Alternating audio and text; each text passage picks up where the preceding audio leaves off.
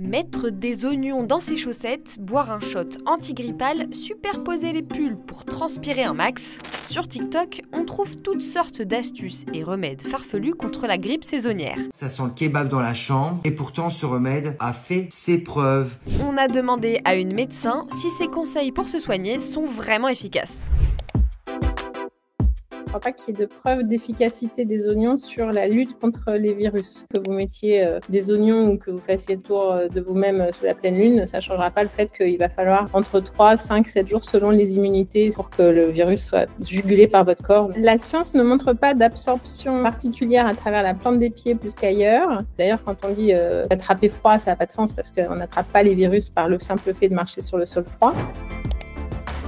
La vitamine C contenue dans les agrumes, c'est un élément qui va aider, mais qui ne va pas être miraculeux non plus. Le gingembre et le curcuma, effectivement, sont des choses qui circulent pas mal. J'avoue que je n'ai pas moi-même de preuves scientifiques sur ce sujet-là. En tout cas, ça ne fait pas de mal.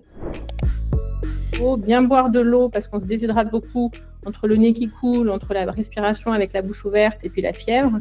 Il y a quand même pas mal d'éléments qui apportent des informations en faveur d'un caractère anti-inflammatoire du miel. Alors attention au miel qui ne serait pas biologique parce que du coup, il pourrait y avoir des pesticides et des produits qui ne seront pas forcément bénéfiques.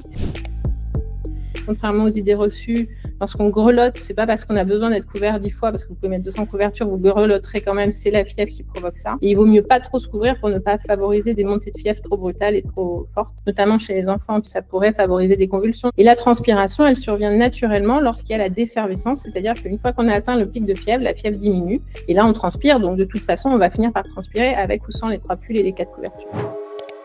Sur le principe de cette substance qui doit entraîner une forme de rougeur au niveau de la peau, ça peut donner l'impression que ça va permettre l'évacuation de la chaleur ou d'autres choses. Ça n'a pas de preuve d'efficacité non plus. Il faut vraiment se dire qu'il y a très peu de médicaments qui ont prouvé leur efficacité. Le meilleur des traitements pour la fièvre, c'est le paracétamol. Et après, les autres symptômes que sont les maux de tête, ça passe avec l'antidouleur qui est dans le paracétamol. Et puis après, c'est le repos, parce que c'est vraiment en dormant que notre corps produit les anticorps et les cellules d'immunité qui vont permettre de lutter contre le microbe. Après, tout ce que TikTok peut véhiculer, vraiment, il faut avoir conscience du fait que les gens cherchent à faire du buzz et à attirer de l'attention, mais il n'y a pas de preuve scientifique. Et s'il y avait un remède miracle sur la grippe, on serait tous très au courant pour pouvoir réduire les dépenses de santé publique que ça crée.